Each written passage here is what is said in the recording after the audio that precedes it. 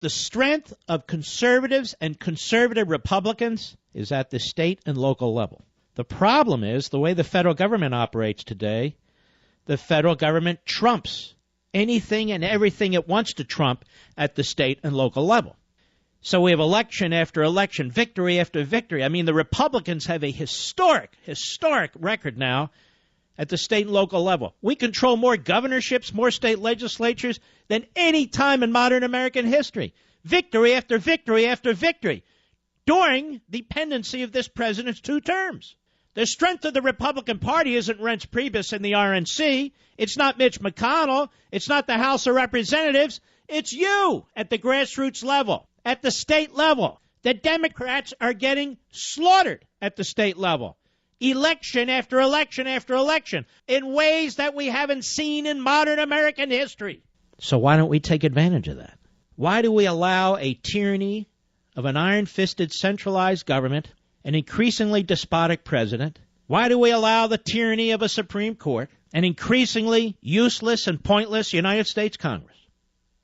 Why do we allow the tyranny of an EPA and a Justice Department, of a State Department and an IRS, and the federal bureaucracy? Why do we allow all of them collectively to control the country and our lives and our lifestyles?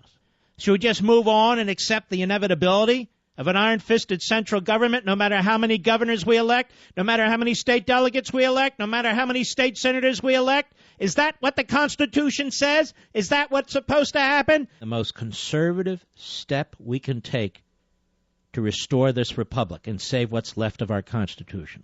Look at the Constitution. Look at Article 5. Look at the Convention of States. Why don't they look at the victories of one state after another, one state legislature after another, and say, we cannot tolerate any longer a lawless federal government. The House won't impeach the president. The Senate won't remove him. He continues to grab power that doesn't belong to him. The bureaucracy's completely out of control. The court is out of control. We want our country back from a centralized government in embracing what the framers did in Philadelphia on September 15th, 1787, 2 days before the end of the Constitutional Convention. Why won't they join us in Article 5? Why won't they join us with the Convention of the States, which is nothing more than the state legislatures having a meeting, discussing what amendments they would like to propose to the Constitution, and then submitting them to all states, where you would still need 3/4 of the states, 38 of them, to ratify? Why do we tolerate?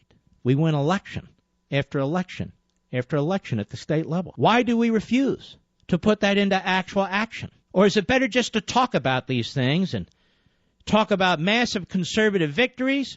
We should be very proud of ourselves. The country's moving in such and so direction. No, it's not.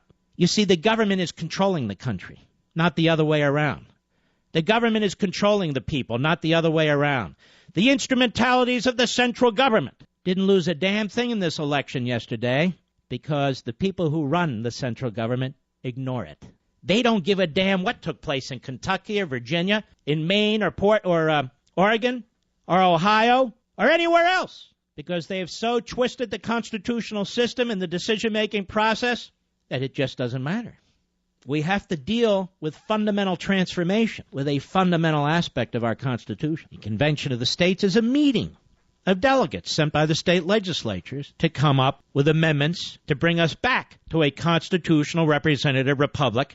We don't quarrel with what the framers of the Constitution did. We are the constitutionalists. We quarrel with what that Supreme Court's done to the Constitution over the decades. We quarrel what this president and previous presidents have done to the Constitution over the decades. We quarrel with what this Congress and this massive bureaucracy are doing to our society. We don't quarrel with the framers. We quarrel with those who do not faithfully uphold the Constitution and have changed it, have changed its meaning, have changed its purpose, have rewritten it. Our constitutional system, such as it is hanging by a thread. If we keep operating within the box that has been created by the left, there is no conceivable way that we can get back to that. That is liberty, the consent of the governed, the will of the people. We look at these elections yesterday. And let's think about the next presidential election. Should what's left of individual liberty, of private property rights, of our Constitution, hang in the balance on every election?